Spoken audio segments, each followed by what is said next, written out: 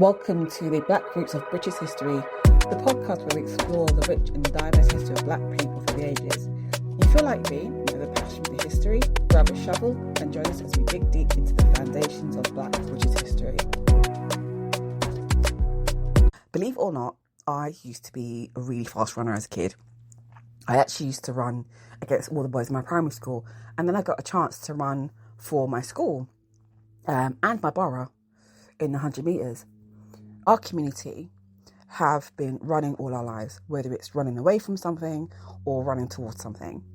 So when you see the many Black British athletes receive medals, break personal bests and even set world records, it's not just an achievement for them, but it's an achievement for the entire Black community. And when you see them stumble and fall, if they lose, we will still rally around them and picking them up. Since 1908, we have been passing down that baton, whilst at the same time jumping hurdles both on and off the track. In this week's episode of the Black Roots of British History, we're going to talk about some of the notable Black British athletes who have been trailblazers within the track and field. The first person we're going to talk about is a guy called Harry Edwards. Now, he wasn't the first Black British Olympian. That was actually someone by the name of Louis Bruce, who we're going to talk about in a later episode, where we're going to talk about Black British boxers. But Harry Edwards was the first to win a medal at the Olympics. He was born in 1898 in Berlin to a Dominican father and a Prussian mother. Now, I don't know where in Prussia, because Prussia was a big area which not only included Germany but included Austria, so I'm going to assume she was German. Not only was he gifted athletically, but he was also gifted academically, speaking 3 languages, which was German, French and English. And in 1916, at the age of only 16, he came second in the 100 metres at the German Championship, and then he also won the 200 metres. Unfortunately, due to the breakout of World War I, his career was put on hold, and in fact, sadly, he was sent to a labour camp for 4 years. So after the war had ended, he moved to Britain. This new lease of life allowed him to pursue his ever-burning passion for sports. And in 1920, he took part in the 200 metres at the Amateur Athletics Association Championship in 1920, and he actually in second place. Harry Edwards' biggest achievement by far was during the Olympics in 1920, which was held in Antwerp, where he won bronze medal in the 100 metres and the 200 metres.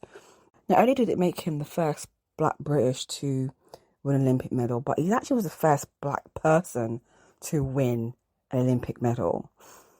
And there's a really great story that he said when he was getting on from the podium, there was a Black athlete, an American athlete. He said, "Hey, do you not know that you are now the first coloured man to win a medal?" And can you imagine being Harry Edwards, like, oh my God.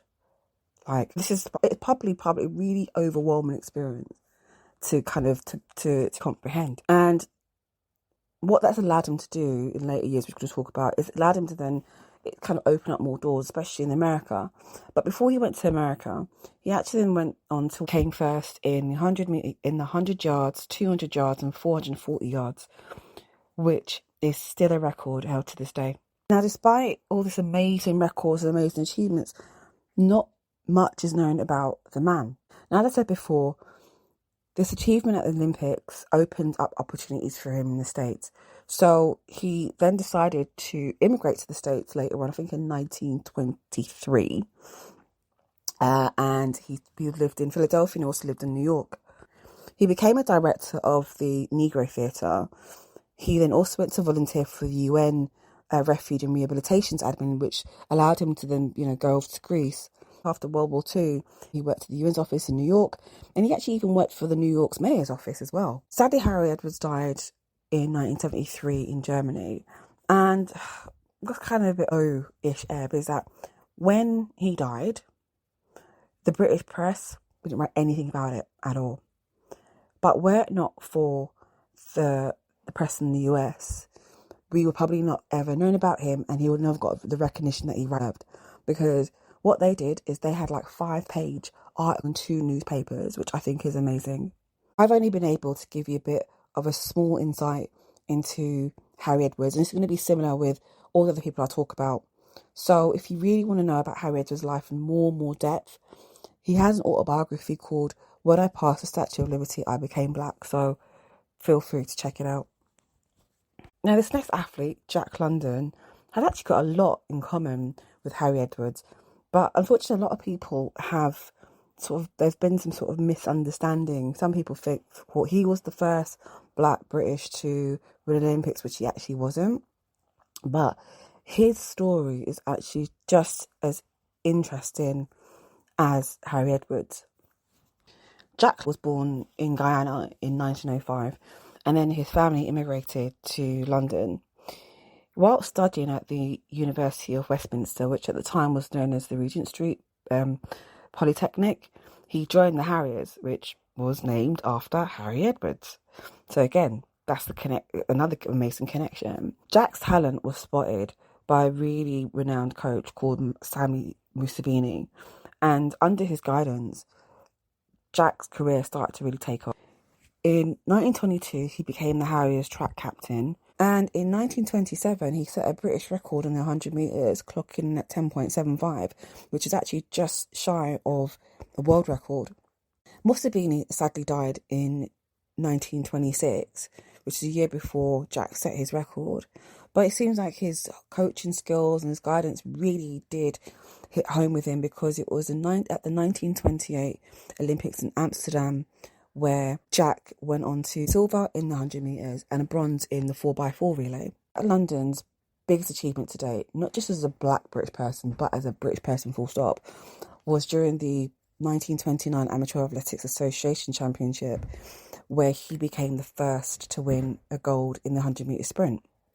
Now, another notable achievement of Jack London's was in fact related back to the 1928 Olympic game, where he actually became the first person to use the racing blocks, which is something which is still being used to this day. Fortunately, due to recurring injuries, he had to retire in 1931. And even though he had to leave one world stage, he actually went to another. And again, another connection with him and Harry Edwards, that even though Harry Edwards, he was involved as a director in the Negro Theatre, Jack London actually became an actor, and he went on to appear as a pianist in an original cast of a Noel Coward musical called at the Theatre Royale in 1931. And then he went on to play more other parts. And then it was in 1948 where he co-wrote a manual called The Way to Win on Track and Field. Jack London died in 1966. It's like his name just sort of went into obscurity. But it was in 2019 when his niece put his batons that he used in the Olympic Games and another Empire Games in 1930. And his name popped up again.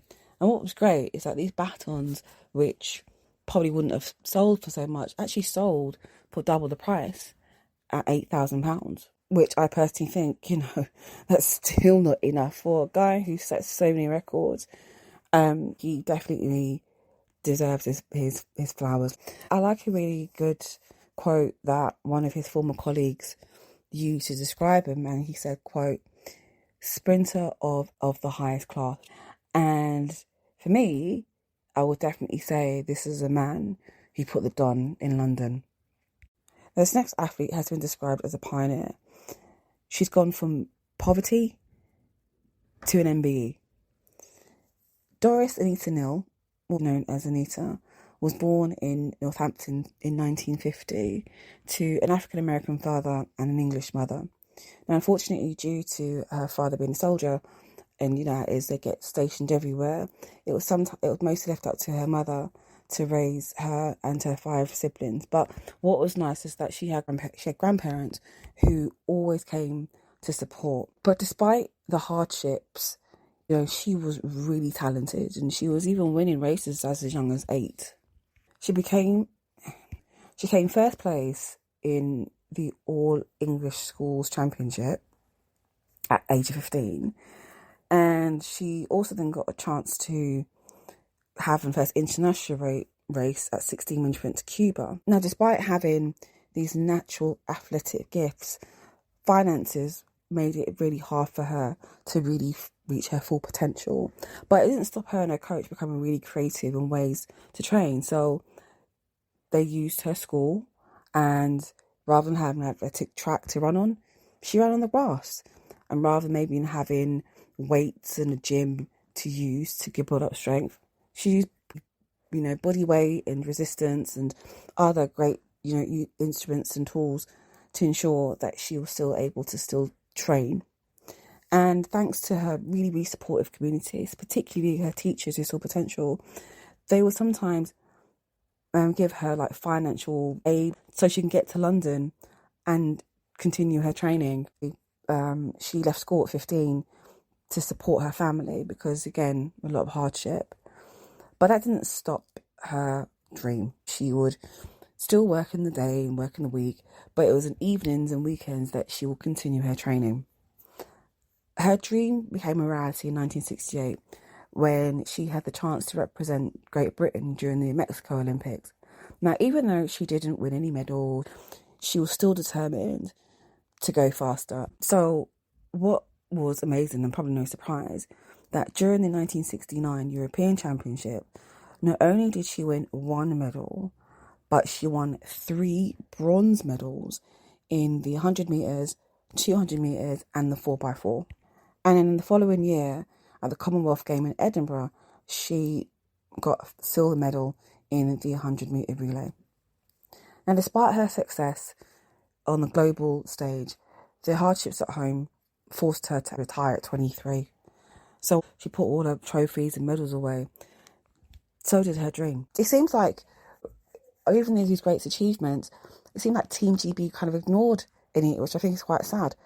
During the time when the Olympic torch was able to pass through her town, and her being the only Olympian, she didn't even get a chance to carry the Olympic torch through her town. And it was only then, about another 30 years later, that she finally started to get her recognition. First, in 2012, she was a guest of honour at the Wellingborough Museum exhibition, and she actually has a portrait there, followed by E14, where she became a guest of honour for opening the Knights Court in Wellingborough. And then finally, which I don't understand why it took them so long, in 2021, where she was officially confirmed as Britain's first black female Olympian. And then to me, what was like, I would say like the coup de grace, was her finally achieving an MBE in 2024 for her contribution to athletics. I think is so humble about Anita is that despite, all these great achievements, and despite not even being recognised by Britain as being the first black British female Olympian, which I do not understand why that has taken so long. Britain, you've got to do better. But what's amazing is that where she comes from, Northampton, where she's always been like their champion. And again, she still lives there. She's stuck with the place that not only supported her when she had tough times, not only recognised her despite all the times that even, the team, her Team GB, and even the world has sort of forgotten about her. And so she's a central part to her town, and she's definitely a pioneer, especially for black British female athletes, because she's definitely someone who I'd say has opened the gates. Now, Anita, I would say, definitely opened the gates for future black British female athletes, but Tessa Sanderson, once that gate was open, she walked up that path, knocked on that door, stepped in the house, and she made sure she sat at that table. She went from holding a javelin for a friend as a bet at the age of 16 in exchange for a packet of crisps to throwing javelins for medals, becoming the first black British female to win a gold medal at the Olympics. Like most children of the Caribbean during the Windrush era, she was brought up by her grandmother until the age of 6, until her parents sent for her when they had moved to the UK, and she's in Staffordshire. From the age of 16, she started to compete in javelin, and she won her first event in 1972. Her first international competition was in 1973 at the European Championship, and unfortunately, even though she didn't come away with a medal, she was more determined than ever. So after about 3 years of consistent competition, she won her first medal in javelin at the European Cup in Dublin, where she not only had a silver medal, but she actually set a national record of, I think it was about 67.20 metres. And I'm not surprised that a year later, she went on to win her first gold at the 1978 Commonwealth Games, which was actually a first for Great Britain in the women's javelin since 1962. From that moment, Tessa was on a roll, and you could definitely say that she was destined for the Olympics. But unfortunately, she wasn't able to meet the standards for the 1980 Olympics. But that didn't stop her from wanting to compete. Oh, no. That just gave her more determination. And what that did is that drove her to find her coach, Wilf Paish. And during her coaching, she actually lived with him and his family. Come the next Olympic Games in 1985, not only did she meet the standards for the competition, she set a new world record and she won that gold medal. Again, the first for Britain in the javelin since 1896, and actually becoming the first Black British to win an Olympics at the gold medal. And she also became the first Black Brit to win an Olympic gold medal. Unfortunately, in during this time, it was 80s. Not trying to justify it, but there was a lot of racism, and sadly, what I felt was a bit of a kick in the teeth is, even though she won this medal and everything, people still didn't, they still didn't like her, especially in Britain. Not only did she get a letter from someone basically trying to say, okay, yeah, you won an Olympic medal, but you're still not British enough because you're black. And then you had this competition between her and Fatima Whitbread, which the media loved. Media couldn't stand having two great female athletes in javelin for Great Britain. You think, oh my God, twice the chance of winning these. They were talking about it constantly in the newspaper. You see how it is, Nicki Minaj versus Cardi and all that crap. But I think this was also fueled by the way they were treated, and it was race, even though, I might add, Tessa and Fatima were both children of immigrants. Tessa's parents being Jamaican immigrants, and then Fatima's parents being Turkish and Cypriot. But again, the media don't really talk about this stuff. And again, even despite Tessa being the better athlete out of the two, no offense, but Fatima hasn't won any Olympic medals. Tessa's whole record is head and shoulders above Fatima. But despite all of this, again, as I said, I think it's because of colorism, racism, all sorts of stuff. Fatima was getting more access and getting treated better than Tessa. 1986 got Personality of the Year, even though it was Tessa who won the Olympic gold and being the first British to win Olympic gold and the first Black British. She didn't get that recognition, which I think is really sad. The great thing is about it, and this is from Tessa, she said that the competition really drove her, really pushed her. And the good news is, after all this media BS and later down the line, Tessa and Fatima had great respect for each other. Tessa retired in 97, but that passion for sports still continued. She became the vice chair of Sports England in 1999 until 2005. And then she also founded an academy in Newham, which helped to find and train future athletes in 2006. She also got an MBE for her gold medal performance. So if someone wants to say, oh, it's British enough, well, how about that?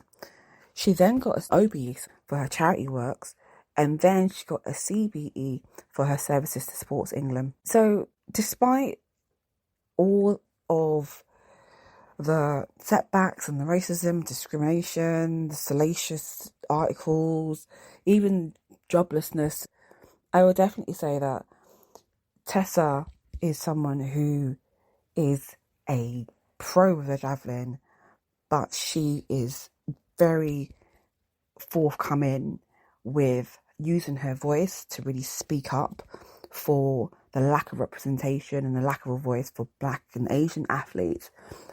So one thing I will say, don't mess with Tess. Now, I'm sorry, you cannot talk about British athletics without including Linford Christie.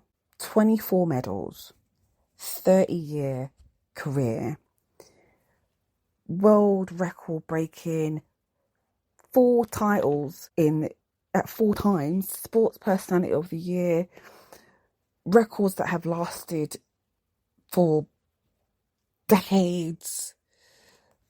He is a living legend to me. Linford Christie was born in Jamaica, and similar to Tessa Sanderson, again, he was raised by his grandparents until the age of 7, and then he immigrated to London.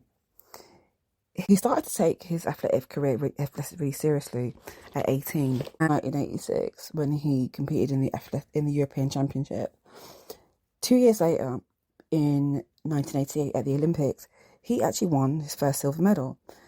And then in 1992, he won his second medal at the next Olympics, and this time it was his first gold. In 93, I think this is probably one of the biggest achievements ever in Linford Christie's career, become the first man to have a gold medal in 4 major competitions: the European title, international title, world title, and the Olympics at the same time. And he is still the only British athlete to have. And just to top it all off, he was also the first European athlete to break 10-second sandbar, and he's actually done it 3 times. Also in that year, he won Sports Personality of the Year. He retired in 97 at the peak of his career. You'd think, retire, sure, enjoy your labour. But he sort of came out of retirement in 1999, and I feel this was sort of the beginning of the end for Linford Christie's career, because it was during the 1999 indoor Dortmund meet where he tested positive for drugs. And it was just disciplinaries, drugs, disqualifications, and then it was just sort of stamped with given a lifetime ban from athletics, which I think is really, really sad. And even though despite after retirement, they'll think, oh no, he's been banned and he's been marred for life, which I think is a bit disgusting. Going from being one of Britain's best and brightest to becoming this sort of, pariah or black sheep of Olympic sports, despite having 24 medals and despite having his 30-year career. Just this one scandal nearly burnt down this whole legacy that he built up. My personal opinion, if I'm really, really, really honest, yeah, it could have been pride, because as I said, he could have just sat there after 97 and go, thank you very much, and let me just enjoy the fruits of my labour, rather than coming back out of retirement. But again, probably love for the sports, I suppose. But I also feel that because of his record, as I said, gold in 4 major titles, setting world records, being a guy who's literally ran under 10 seconds, sportsman of the year, gold, silver, whatever, I personally think is that I think this, and this is my opinion, that being a black athlete to win all these accolades, I feel was just too much for the athletics world. And I think there was some hateration, but I do feel that, you know, there's been a lot of doping scandals. Even in fact, one of the records that he won for breaking the 10-second barrier was only because Carl Johnson was disqualified because of a drugs test. So this was a time where I think it was like in the 80s, 90s, drugs were quite a big thing, and yeah, they had to crack down on it. So, of course, but I think also, you know, the British, but I do think that, yes, you know, that he had to be the example, and sports is about integrity and, you know, being an example for the world and representing Britain, etc., etc. But I feel that the fact that he's been sort of dragged through the mud because of his race as well. But again, that's my opinion. But like the Phoenix, Linford Christie has been able to stand the test of time. You can't take away his great achievements. You cannot take away his records. I know even though there's been in this call to take away his MBE, his name is just as strong as his legend. And for those people that aren't following me on TikTok, well, first of all, you should. There is a documentary on BBC about him. It's a really, really interesting document. So I couldn't finish this podcast without shouting out some of the other notable Black British athletes. That is not even half of the Black British athletes that are still current and are still to come. But Denise Lewis, Daley Thompson, Colin Jackson, Courtney Rumble and Dean Ward, Kelly Holmes, Mo Farah, Wayne Chambers, Christie Malcolm, Christina Ohurugu, Philip Idory, remember the guy with the red hair? Matthew Hudson, Jamie Bulch, Emmanuel McDonald Bailey, Dina Asher Smith, Cindy Ngamba, Samuel Reardon. We have had Black British athletes competing in so many different fields of the sport at different levels. And despite the racism, the sexism, the lack of a voice, the stereotypes, you know, even some of the weird theories about this sort of black gene, like, you know, we've got a certain gene that able to make us run faster, but yet they said about we can't swim. Talking about swimming, there actually are some black swimmers. Oh, you know, there's black swimmers, there's black people in equestrians, there's black fencers, black gymnasts.